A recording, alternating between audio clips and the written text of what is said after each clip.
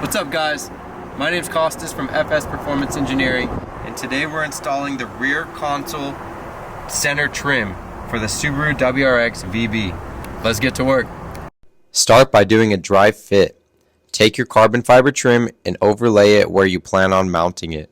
If all looks good, move on to the next step. Grab a rag and 70% isopropyl alcohol. Thoroughly clean the mounting surface. Make sure to fully remove any debris or sealant that might be on the surface. Once the surface is clean, you can now apply the adhesive primer. The adhesive primers typically come in tubes, and if necessary, crack the tube open to saturate the sponge. Once that primer is dried, you can now apply the carbon fiber trim.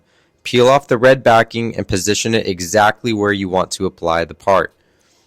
If necessary, feel free to peel the part back up if it's been misplaced and push it back down.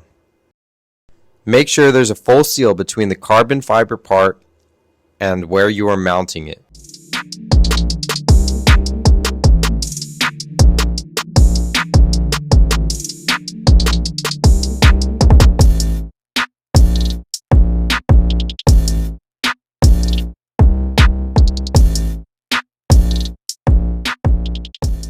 Once you're confident that the part is fully applied, you are good to go.